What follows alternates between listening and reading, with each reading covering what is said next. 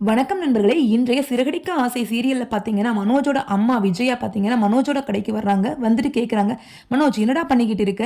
இப்படி நின்னு அரட்டை அடிச்சுக்கிட்டு இருக்கிற? இப்படி இருந்தா எப்படிடா வியாபாரம் நடக்கும்?" அப்படின்னு கேட்குறாங்க. "ஏம்மா வந்ததுமே டென்ஷனா வர்றீங்க? என்ன ஆச்சு?" அப்படின்னு கேட்கும்போது, "ஏன்டா டென்ஷன் இல்லாம எப்படிடா இருக்கிறது? ரோகிணி இப்படி சொல்லிட்டு போயிருக்காளே, அத பத்தி கொஞ்சமாவது உனக்கு ஏதாவது ஒரு வரிஸ் இருக்குதா? நீ பாட்டுக்கு ஜாலியா அரட்டை அடிச்சுட்டு இருக்க" அப்படின்னு கேட்குறாங்க.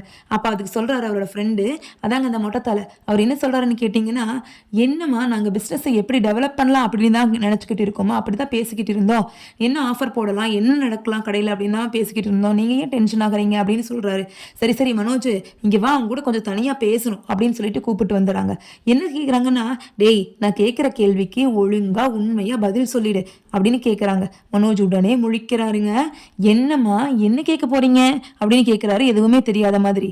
ஆமா உனக்கு ஒண்ணுமே தெரியாது. ஏன்டா எல்லாரும் தான் சொல்றாங்களே நீ தான் அந்த குழந்தையோட அப்பான்னு சொல்லிட்டு அது பத்தாதுன்னு அந்த பார்லர்காரி அவ வேற அப்படின்னு சொல்லிட்டு போயிருக்கா. இப்ப நீ தாண்டா சொல்லணும். உண்மை ஃபுல்லா உங்ககிட்ட தான் இருக்கு அப்படின்னு சொல்றாங்க. அப்பா சொல்றாரு, என்னம்மா பேசுறீங்க? அவ பேச்ச கேட்டு என்னைய நம்ப மாட்டீங்களா அப்படின்னு கேட்கும்போது, ஆமாண்டா நான் உன்னைய நம்ப மாட்டேன் தான். இருந்தாலும் மத்தவங்க முன்னாடி பேசக்கூடாதுக்காக பேசாம இருந்தேன். நீ உண்மையை சொல்லிடு. ஏதேதோ டெஸ்ட் எல்லாம் எடுப்பாங்களாம். நீ சொல்லலைனாலும் கண்டுபிடிச்சிருவாங்க. அதனால தயவு செஞ்சு உண்மையை சொல்லிடுடா அப்படின்னு சொல்றாங்க. மா நான் உண்மையா தாம்மா சொல்றேன். எனக்கும் அந்த பொண்ணுக்கும் எந்த சம்மந்தமும் கிடையாதுமா. அவ ஏதோ சும்மா உளர்றாமா.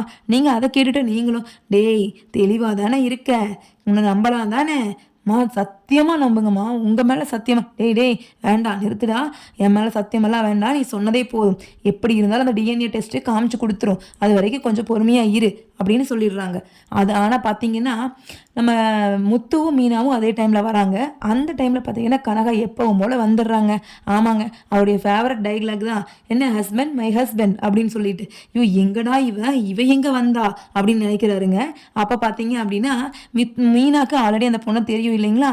அவங்க கேட்குறாங்க, என்னம்மா தனியா வந்திருக்கீங்க, அம்மா வரலையா அப்படின்னு கேட்கும்போது, அம்மா வரல அப்படின்னு சொல்றாங்க. அப்ப யாரை பார்க்க வந்தீங்க? என்னோட ஹஸ்பண்டை பார்க்க தான் வந்தேன். யார் உங்க ஹஸ்பண்ட்? அதோ அங்க நிக்கிறாரே கண்ணாடி போட்டுட்டு, அவர் தான் என்னோட ஹஸ்பண்ட். யாரு? எங்க? என்னங்க இந்த பொண்ணு அந்த அவங்க அண்ணன் மனோஜை காமிக்குது. டேய் என்னடா இந்த கில்லாடி ஏதாவது வேலை விட்டானா என்ன அப்படின்னு சொல்றாரு முத்து.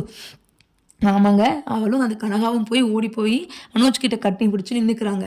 அந்த டைம்ல தாங்க மனோஜ் டென்ஷன் ஆகுறாரு. ஏய் ஏய் தள்ளி நில்லு, யார் இந்த பொண்ணு, எதுக்கு இங்கே வந்திருக்குது அப்படின்னு எப்பவும் போலயும் நடிக்கிறாருங்க. ஆனால் அவரோட நடிப்பெல்லாம் இன்னும் ரொம்ப நாளைக்கு செல்லாதுங்க. கண்டிப்பாக எப்படி